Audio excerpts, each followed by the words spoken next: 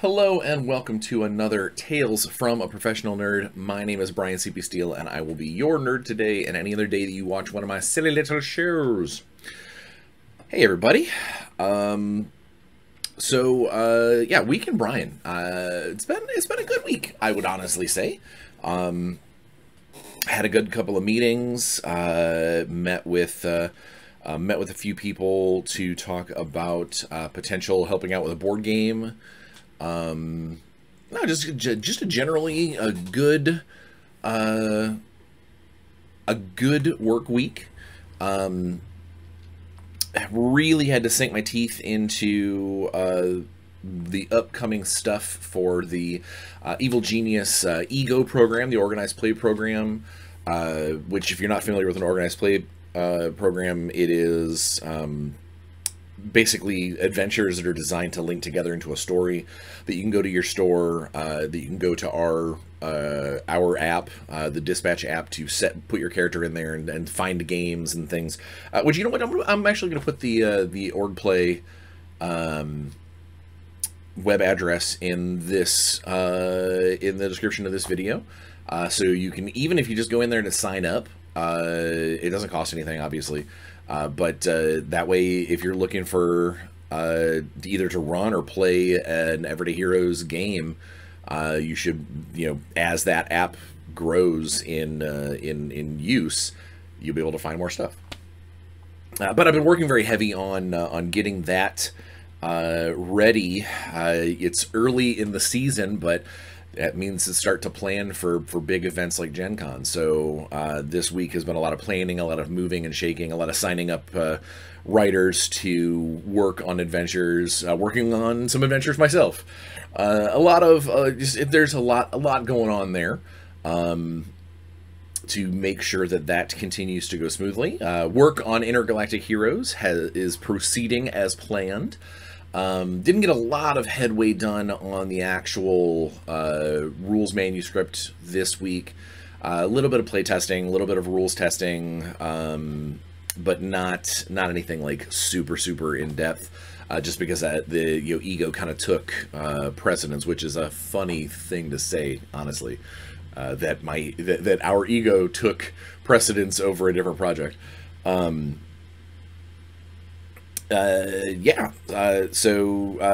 Still waiting to hear back on a few bits of information about the next Shadowrun novel before I get that finalized and start putting words down on that. Dealing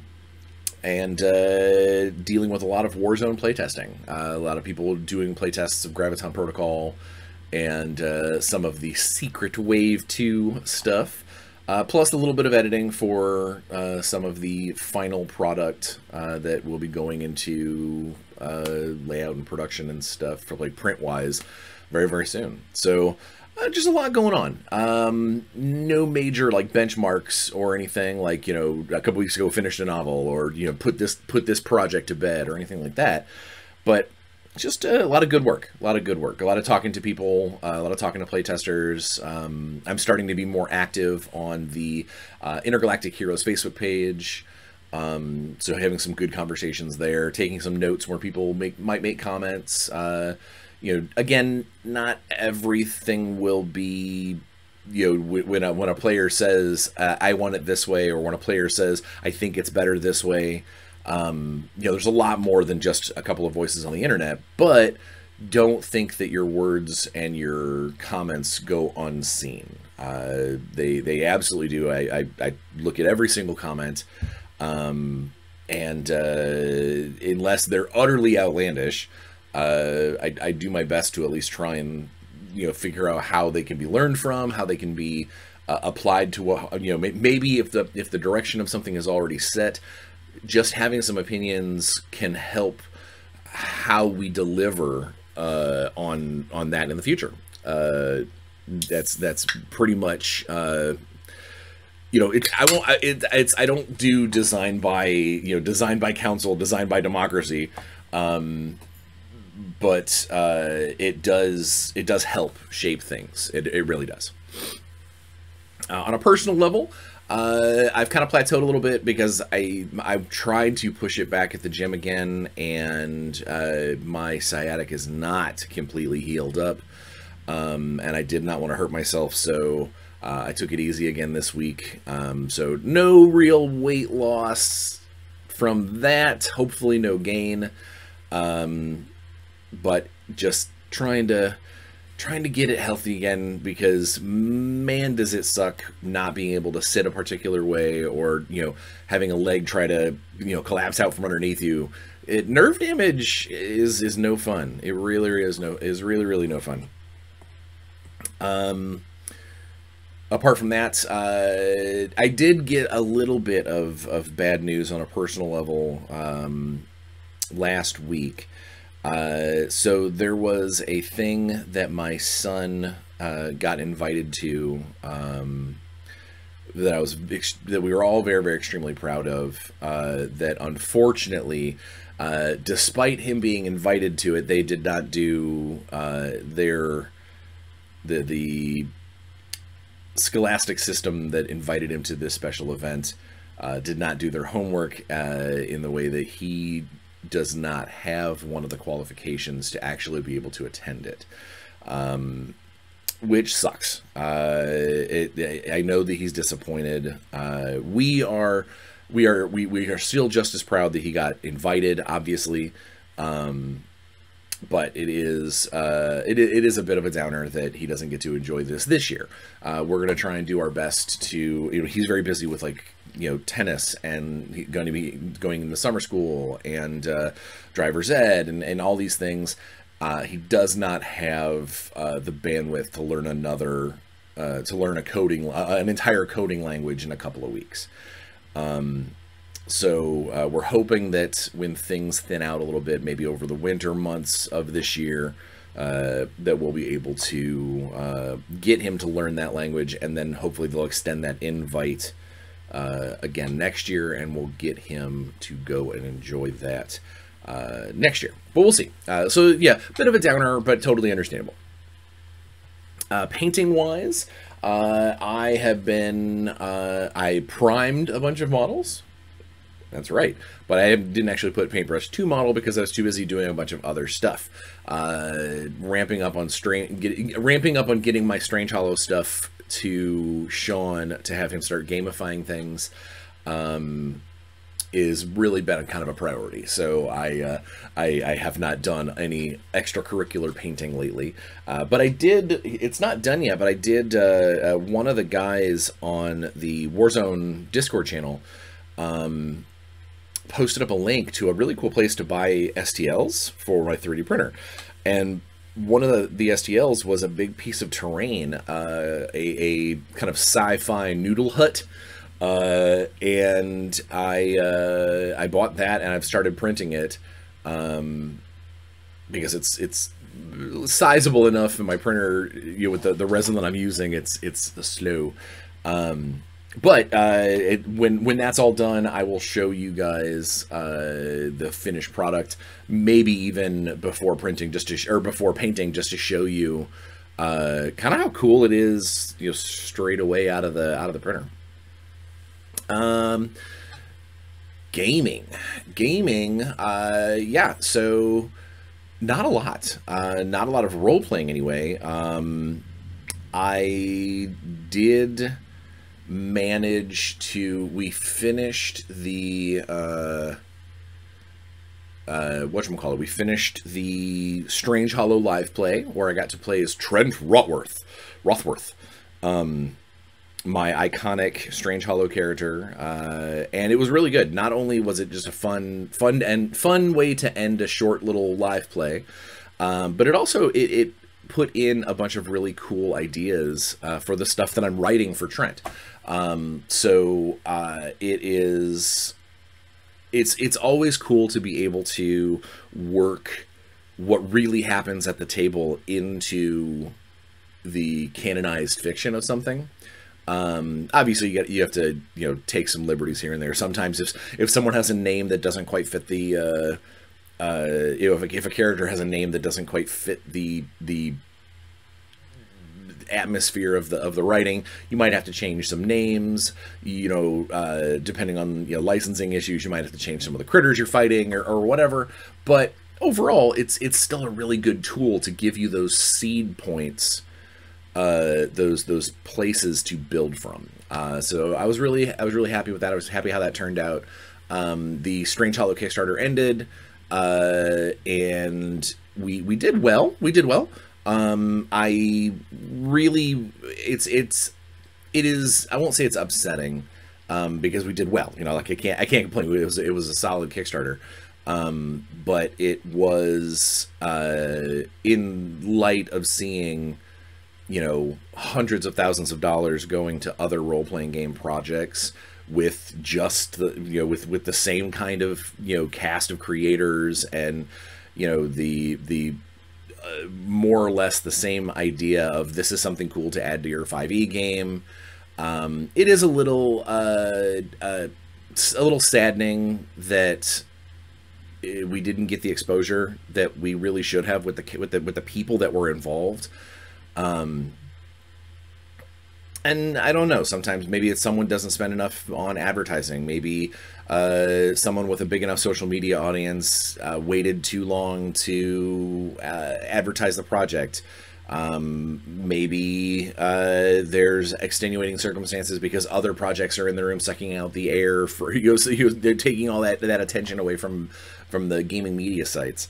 Who knows? Or maybe it's just you know, this was where it needed to sit. This is where it needed to be. But whatever the case may be, still very, very proud of how it went, and I'm very, very excited for the actual, like, seeing what Sean does with the final product as we start turning in these stories, and he starts turning these stories into gamified stuff. It's going to be rad. It's going to be really, really awesome.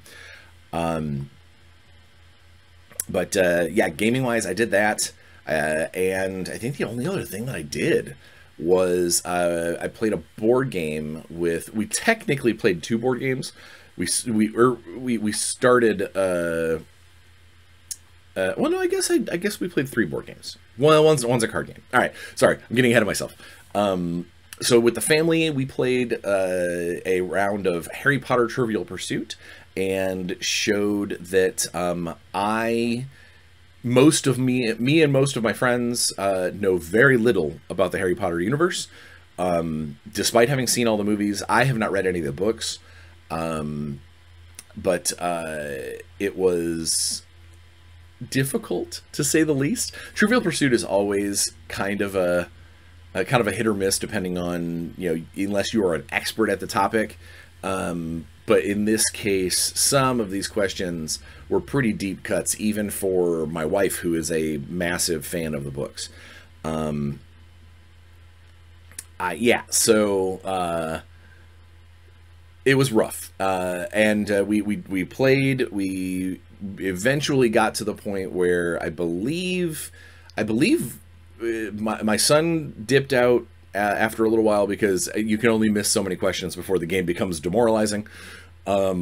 I dipped out because I had to go deal with some work stuff, and then I think it was just our friends Bill and Jackie and Natalie trying to finish things up, and I want to say that Jackie ended up winning when they called it at like 4 pieces of pie of the 6. So it was rough. It's a rough game. We also have here in the house, we've got the Dungeons and Dragons Trivial Pursuit, which we got some of the cards out to test because we were a little concerned that it might not be fair to play this game with a bunch of people who just started D&D this year, and my wife, who has been playing for a couple of years but doesn't have the history, and then myself. So we were looking at some of the questions, and found that while there are some that I had no problem answering, there were definitely some that came up as, man, I don't know that little bit of lore. I don't know if I've paid that close attention to that particular setting or genre. So what I'm thinking, bear with me here, I think in the next couple of weeks I might do a live episode where I take a handful of those cards and we do some live test Bryan, and we I'll not look at any of the answers. We'll draw them randomly. I'll let the people in the chat choose the color, so that way you can't think that I'm cheating. I might even like find a way to set the cards someplace where you can see them on camera, so you don't think that I'm looking at them. And we'll go through we'll play 20 D&D trivia questions or however many it takes. I don't know. I think that might be a fun way to test my knowledge and put it on camera sometimes that even the professionals have to look things up. Then also, what are the games I know I played something else. I played a few rounds of the Great Talmudi, which is a great card game. It's a fun sit around the table, fling cards, and talk back and forth to each other. It was a good time. But this was after we played. This was the first time I've ever played the game Scythe by Stonemaier Games. And I had a blast. It was a fun game. It's got a pretty, I won't say a significant learning curve, but it takes a couple of turns to understand exactly all the moving parts. And now that I've played the game fully once, I would definitely say that anytime that you play that game with new players, that the person who has played before should be the one that goes first to show them how a turn works, to walk everybody through, because there's a deceptively high number of small moving parts that you might not realize were something that you needed to keep track of or something you needed to pay attention to. But it was a lot of fun. It was a really, really fun game. And I'm not just saying that because I won, but I did. It's just it was an interesting concept. It was an interesting experience, and I was able to win without necessarily like going to war with the enemy. And I'm always a big fan of games that have multiple ways to kind of achieve victory, and whether they're underhanded or otherwise, just one of those, I'm going to work on this, I'm going to work on that. And I definitely think that game has got that in droves. So yeah, it was a good time. We had a blast, and I won. So I always, feather in my cap. First time I played Scythe, I totally, took a table of 5. So, dun dun dun. But that was really all my gaming this week. I wish I could say I had more, but it just really hasn't. I haven't even played that many video games. Played a little Baldur's Gate with Natalie. A little Halo to celebrate finishing season 2 of the Halo TV show. But yeah, so that is, I can't think of anything else in the Week in Bryan. I think that's it for the Week in Bryan. So let's get to the topic at hand. Only 18 minutes in. I'm getting better at trying to keep my tangenting to a minimum. So what you clicked on the thumbnail, the title, the designing for theatrics. So I do a lot of streaming, a lot of gameplay online. I would love to be part of a regular cast of something, but that just isn't in the cards, I suppose. But I do a lot of online gaming with for Twitch and things.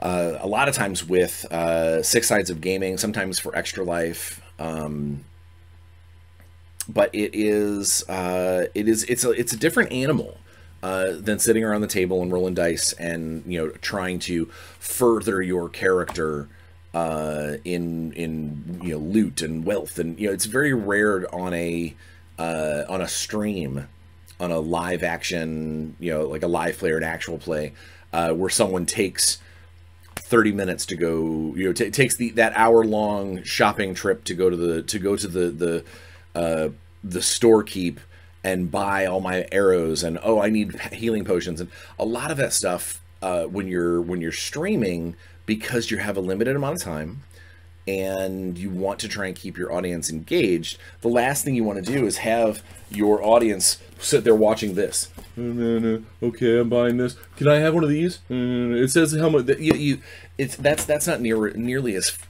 fun and exciting for the audience. So a lot of times, gaming online or gaming for an audience is more performative than how you would do it at a table for your own character or for your own campaign or for your own group. I mean, any role player out there will tell you that you've had sessions that are entirely the shopping session. What do we do? Well, we've been out on the road for several weeks. We've vanquished a bad guy. We've got loot in our pockets, and we want to go shopping and upgrade our gear and get the magic items and buy the map and all these things that in a live play would be boring to watch. So yes, they could say that you could absolutely just hide it behind an edit and go, all right, we'll be right back after everybody does their shopping. But especially if it's an actual live play, like a live stream, you don't want that. Unless, of course, your game master can turn that scene into something entertaining to watch. Maybe the shopkeep has got a funny accent, or there's something about the shop. There's people in there that at the end of when you let the players buy a few things, and then at the end, oh, there's a pickpocket, or someone grabs something off the counter and runs into the street, and you can lead them into the next scene. There's ways to do that with any game that you're playing. But in any game where shopping and that kind of sort of background crunchiness is required to kind of keep your character going and keep things getting better and evolving and whatnot, it makes it a little harder to function without it, which is why there are some game systems out there that have started leaning toward like what I said is what the name of this video is, designing for theatrics. Most recently, the beta rules for Daggerheart were released. And Daggerheart is the role-playing game system being created, in part at least, by the folks over at I believe it's some of the cast from Critical Role. I know my friend Ivan is involved, but it is very much a brand new game system. It's not 5e based. It's not like it's its own game system altogether. They've got their own dice mechanic, but it is, reading through the beta rules, it is very, very much a game that is designed to be used in front of a camera. It is designed to have an audience. That is not to say that it could not be used as a round-the-table, regular, everyday experience, like you would for with D&D or Pathfinder or Shadowrun or something that is a little more like a traditional role-playing game. But it is very, very apparent what this system was designed for. This system was designed for something that turns the dungeon master or the game master, it turns them into another player at the table. It makes what I always joke and call them dun dun dun moments, but it turns those moments into a gamified resource. The kinds of things that you would, that you want someone watching your show to clip. That moment where the DM says, but alas, these are things that can definitely be done in any game system, but Daggerheart in specifically, and I'm not trying to pick on Daggerheart or anything, but it's the most recent example. This game system is there are things cooked into the rules that are extremely fluid, extremely malleable, to the point where someone who needs gamified decisions, someone who needs to roll a die and see a table, they are going to have a problem there. Because it is about what the moment needs, what the scene needs, what the DM wants to put into the story at that time. There are parts of Daggerheart that specifically say the DM, initiative, for instance. Initiative is just basically the players get to go however they see fit until the DM chooses a moment to interrupt you. Now, on the surface, if you have no idea what's happening behind the game screen, that's kind of what a D&D game looks like. Yeah, they're rolling some dice and they're making an initiative order, but generally speaking, it is players do some stuff and every once in a while the DM goes, ah, but a goblin goes. Ah, but and normally that's decided at the table by dice, by initiative rolls, by that sort of thing. In Daggerheart, it's decided by what the moment needs. And I see that as a really cool concept for making sure that the game flows like a story, flows like a moment, flows like a scene. But, and I put this caveat on the end there, but it also means that the the game master has all the say in how this goes. As in, there's no gamified moment. There's no, oh, a character failed. Like let's say that it was the players get to go in any order they want. They're a cohesive team, whatever. But as soon as they fail something, the GM goes. Like that's your the GM gets to take the opportunity. Oh, you failed a roll. I'm gonna have my guy go. Some kind of rule stated that can be watched for, can be that can both force the DM's hand to get involved, but also help excuse them so they don't seem like they're picking on somebody. Because that's where I see rules like that, where it's like, well, the DM can go whenever he wants to go. Whenever he feels the scene needs it. That requires a very, very specific kind of dungeon master.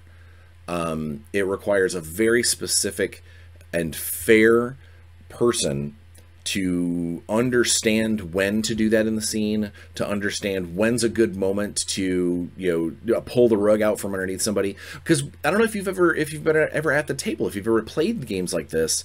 Where you're watching, you're in a combat and you're watching your buddies and you're like, all right, I'm initiative 7, all right, you're waiting for your moment, you're getting all geared up, you're ready to do your big thing because you're next. And then imagine if you've set everything up, you've been waiting for 2 turns, you cast this spell, you're ready to go, and then right before you get ready to do your thing, the DM goes, okay, well, the scene requires me to have, it feels right to have the bad guy do this thing. And, I'm going to focus on this person because of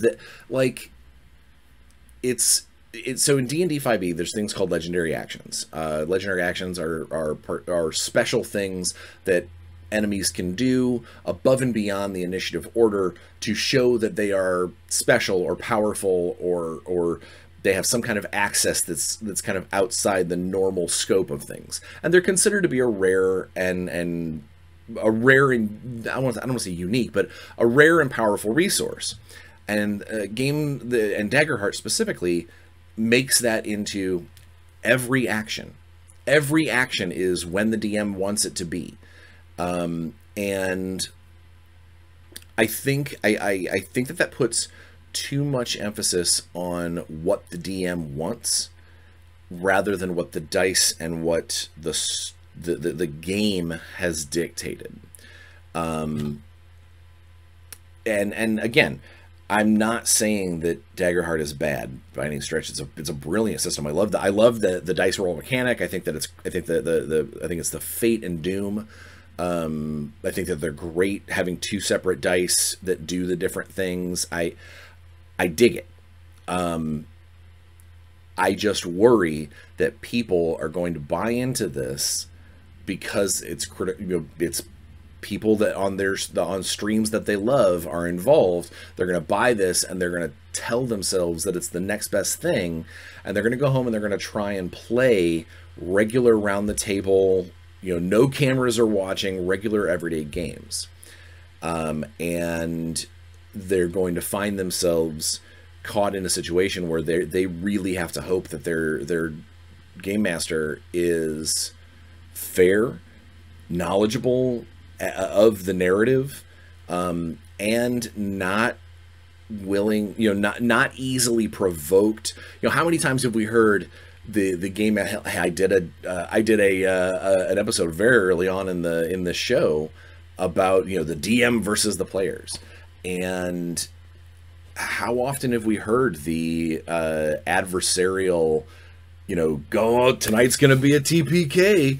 In a game like Daggerheart, you can make that happen. You can force that to be a thing. And if you've got a mean-spirited DM, or a DM that thinks that everything needs to be woe and ruin at the end of every combat, it's going to be a rough ride because they have so much power. And someone asked me early on, looking through the Daggerheart beta, what about convention games? Convention games have become a very big thing for a lot of people because sometimes it's the only time that they get to play outside of their little gaming group, are at the gaming conventions. And I definitely would not want to sit down at a random table using the Daggerheart rules, because I don't know what that game master is going to be like. I'm sitting probably with a bunch of strangers that I don't know how well they're going to handle the free-formed nature of some of these actions and some of the of some of the ways to describe how things go. And what if I sit down at the table with someone who is just a completely win at all costs, power game style player, and they set the tone very early on that the DM is going to have to be brutal to keep up with this guy's mentality, which is going to hurt the rest of us, or is going to force the DM to pick on that one person, and then the rest of the table is going to be, I know that would put me off. If I was at a table and a DM completely and utterly focused on one player, just trying to bring down one guy, every bad guy is set up to be your foil. Every time that the enemy goes, well, I've got 5 other targets, but I'm shooting that dude because he's the guy who's the biggest threat. I think that would be off-putting to me, and that's the kind of stuff that I worry about. I think that Daggerheart is an excellently designed game system, specifically for camera play, for having an audience to entertain. It is a performative role-playing game system, and I know that it's going to do well. When it comes out, it's going to do fantastically well. And I just really hope that everybody who buys into it, everybody who gets it, realizes exactly what those rules seem to be made for. And now they're still in beta, so they could very well go in, make a bunch of tweaks, make a bunch of changes, and bring it a little closer to a more mainstream style. But I doubt it. That's not the game that they're looking for, and I don't blame them. The game that they're trying to create is a perfect game for actual play, a perfect game for Twitch play, a perfect game for having an audience, and I think that that's going to be. It's going to be fantastic especially when it does come out and they grab hold of a big ticket place like Dimension 20 or Critical Role or something to use, even if it's just a short-term campaign or a mini series or whatever, they're going to be able to show all of the strengths of that system really, really well.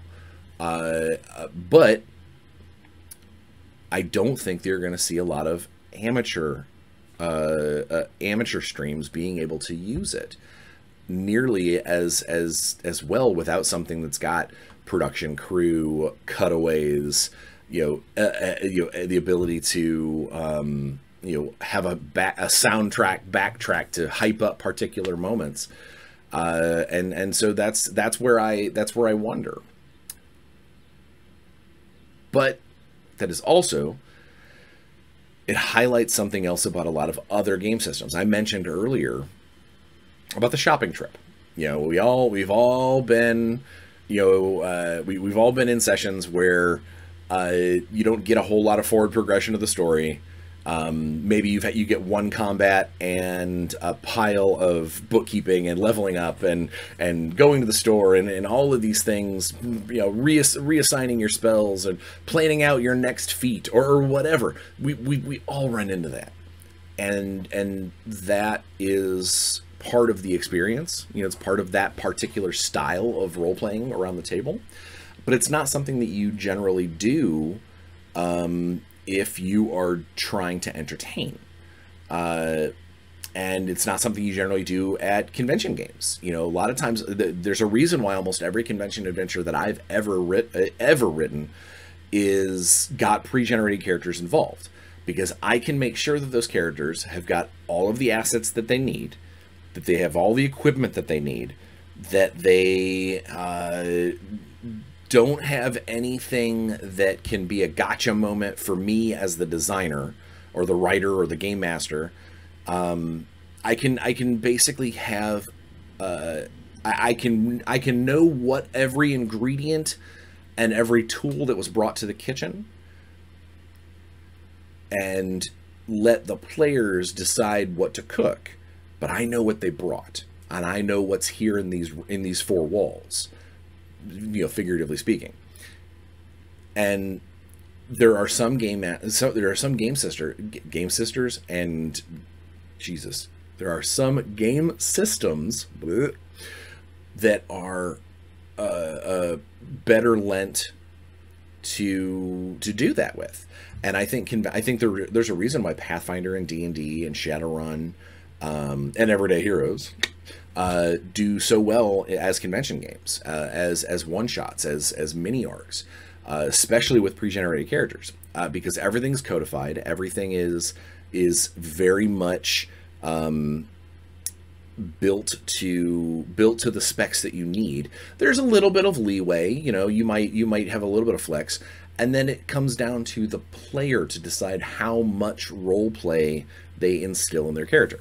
I've gone on rants before where characters are not just numbers on the page, or rather they shouldn't be, that you should have an idea of who your person is. You should have some kind of feel and character about them that isn't just, I'm an elven fighter with a sword.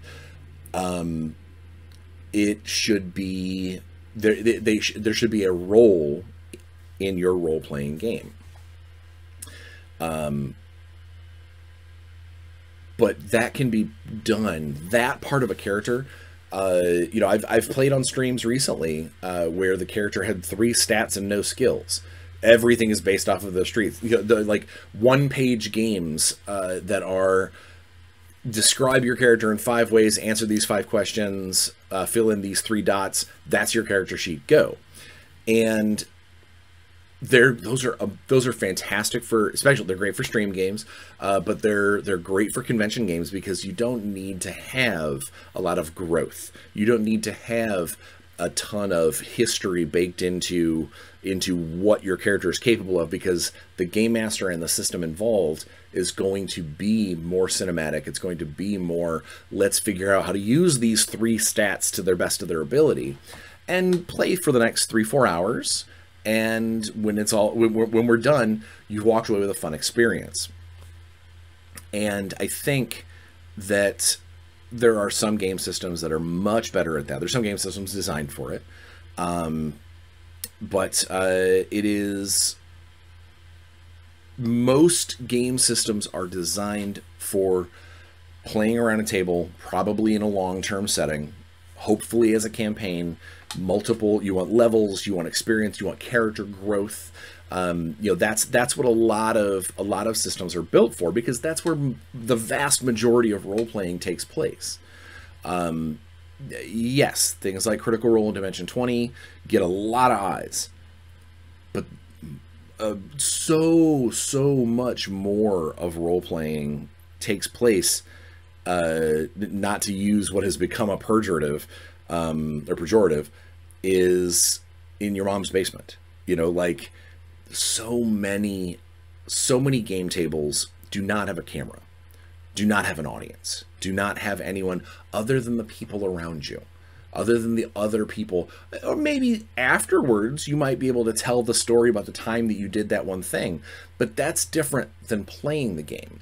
That's no different than a baseball player doing something amazing, just amazing at the mound, and watching it and seeing it and, whoa, that's crazy. And then a month later, that pitcher telling somebody, or someone else telling somebody about what happened.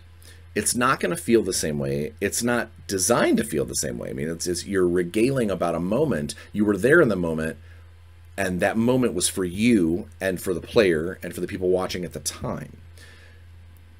It might not be something that translates super well over time. I've said this before, that we don't remember. I mean, I don't want to be hyperbolic. There could be people out there that do. It's not very often that we go, man, remember that time that I stabbed that dragon and did 17 damage? Whew. Or that fireball totally did 32 points of damage and like only half the bad guys saved. You know, you don't normally think about that. What you do think about is the moment that you tried to sneak into the vault and one of the guards noticed you and it set off the alarm. You remember moments that probably had rules attached to them, that probably had those bad dice rolls or good dice rolls. That stuff was probably attached to it.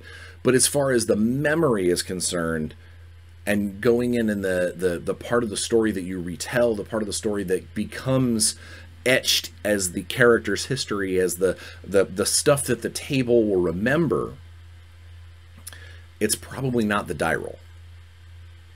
And that's why any system, I don't care what system it is, you can go all the way back to the Wayback Machine and play like original first edition GURPS or Rifts, some of the crunchiest games out there, and you can absolutely still play those games theatrically. You can absolutely, every time that die roll hits, and you might have to do 5 percentile rolls to accomplish a task. Yeah, that's part of the process, rolling all these dice and recording all of your successes and whatnot. That's part of the system and it's part of the process, but there's nothing that says that your game master or the player can't instill some of the theatrics into what they're doing.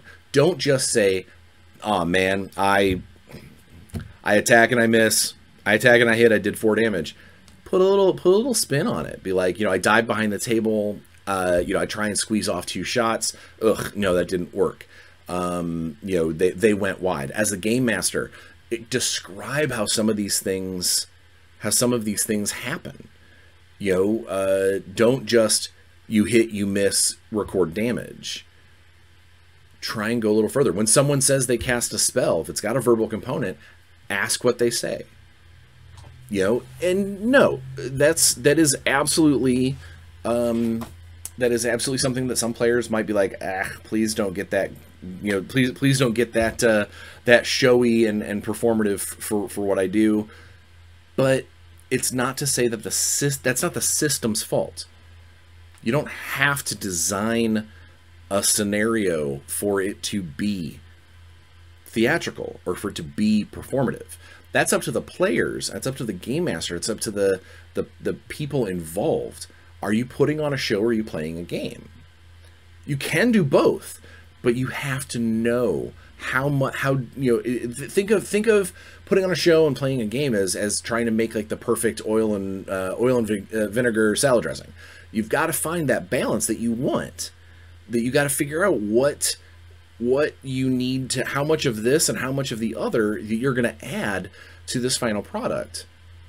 And I really do think that there's something to be said for the player agency being able to make that choice. Now, me personally, I would much rather design a game that tries to codify most things, that tries to gamify the rules that you need to have, but also leaves enough room that the game master still has final say and doesn't need to look like a jerk about it. When we were making Essence 20, we wanted a cinematic game experience to show that Saturday morning cartoon feel, to emulate the action adventure, the Transformers and Power Rangers, that we wanted to show that styling off when we were making that system. And as time has progressed, the players have shown that there were some decisions that we made that are very easily, power gaming decisions, but that was because when we were building this game, we weren't thinking of it as a building blocks to win the day. It was building blocks to have players and a game master create a fun, action adventure cartoon style, that feel of a gameplay experience. And there have been a lot of tables that have shown us that maybe we should have been a little more careful in making it a little crunchier to help rein in some of the people who are not grokking what the original concept was. And it's not to say that they're wrong. It's just that table has got a different atmosphere than what we were originally designing to. And now with things like Intergalactic Heroes and Everyday Heroes, I'm taking a much more granular approach to try and make sure that while I love to cook things into a system that might have some cinematic nature to it, a little bit of hand wavy, the story does come first in this instance, I'm making sure that it's backed up with some kind of rule or some kind of mechanic that a player can, at least if you've got a player who is not performative, a player who is not going to think outside the box, which is not their problem, it is just simply a quantifiable thing that's about them, is we want to make sure that they can still do these things without looking at someone and without the DM looking at them and being like, all right, so what do you say? Sometimes you just want to do the die roll. Sometimes I don't. Hell, I do a lot of theatric role playing. I do a lot of live play. And there are times where I don't want to describe how I persuade the shopkeeper. I really just want to persuade the shopkeeper. Please give me a dice roll to negotiate. There are times where I'll get into a written adventure where someone, so Elisa, I love her. She is my game design counterpart. I don't know. I love her to death, and she is a whiz at making in-game puzzles. Ben Heisler, also unbelievably good at making in-game puzzles. I hate in-game puzzles. I'm saying this out loud now, and I'm sure if they ever hear this, they're going to be like, Bryan, I hate in-game puzzles, because there is nothing at game tables that I've been at, has been nothing that will bring a game grinding to a halt faster than a table full of people not wanting to solve the riddle, not wanting to sit and think about a Sudoku puzzle. That's not what they're there for. And I won't put those in my adventure for a reason. I will have puzzles that you might get clues, but everything that I do with a puzzle is also going to have some kind of skill check, some kind of saving throw, some kind of something that you can do to get a clue, to learn the first part of the equation, or something, because there's gonna be times where you've got a table full of gamers that don't want to do math, that don't, maybe no one there understands how the seasons work. I don't know. I'm stretching here, but I've seen puzzles that are so difficult that the game comes grinding to a halt while everyone tries to figure out how to get past this. And that does not, in my opinion, that does not help create the story if there's this sudden jarring stop. The room is on fire. You've got to figure out how to solve this door puzzle to get out before the water rises and the volcano explodes, or whatever. And then you guys spend 2 hours trying to figure this out. It baffles me. And that's what I'm saying for when I say that there are times to design for the crunch. There's time to design for the system, the engine, and then there's time to design for theatrics. Design for theatrics is building an actual puzzle that functions. I forgot to mute my thing again, which is fine. I don't mind. It's gonna tell me that my wife loves me. That's right. I get a daily reminder that my wife loves me through my robot. What was I saying? Oh, so yeah, the design aspect, designing an actual real life puzzle, designing something with an escape room style, here's a handout, super cool, unbelievably cool, and so beyond my normal design scope. But that is designing for theatrics. That is designing for an at-table moment far more than designing for the engine and designing for the rest of the crunch. Because figuring out a puzzle, getting the players to discuss and talk about it, this is what we have to do, that sort of thing, and there's no dice rolls involved, or that's an extremely performative act. It's an extremely theatrical moment. But not all players want that, and not all game systems can handle that very well. For instance, I'm in a Rifts game. I've talked about it before. And half of us are superhumanly strong. And so if you give me a lockbox and it's got a Sudoku puzzle lock system, and the game master hands me that page with all the numbers on it, my first instinct is going to be, what's the box made of? And unless he just sort of, it's made of hand wavium, the unbreakable unbreakableness, my first reaction is, can I rip the lid off? And yeah, that seems a little brute forcey, but I don't want to spend 30 minutes doing math when my character would probably just try and pop the top of the damn thing, because I can rend metal with my fingertips. That's where the system gets in the way of what someone wanted to be a theatrical moment. And a system that is designed to be theatrical would definitely be a big benefit to those kinds of moments.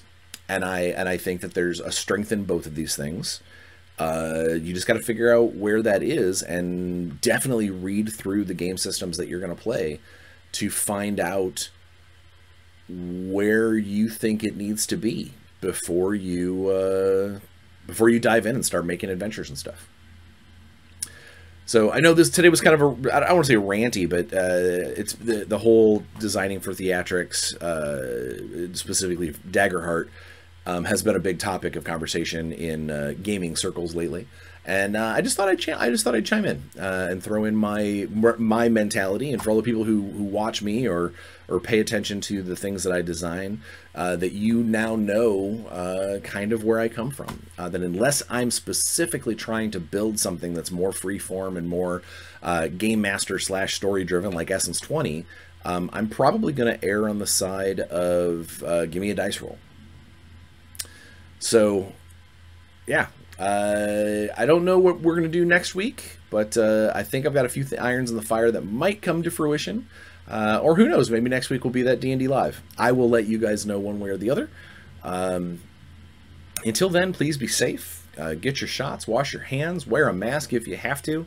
If you're feeling super squirrely, make sure you go to see the doc. There's a bunch of creepy crawlies running around, giving people some pretty significant grief lately. And, you know, just try and leave every room just a little happier than when you got there. So until next week, play some games.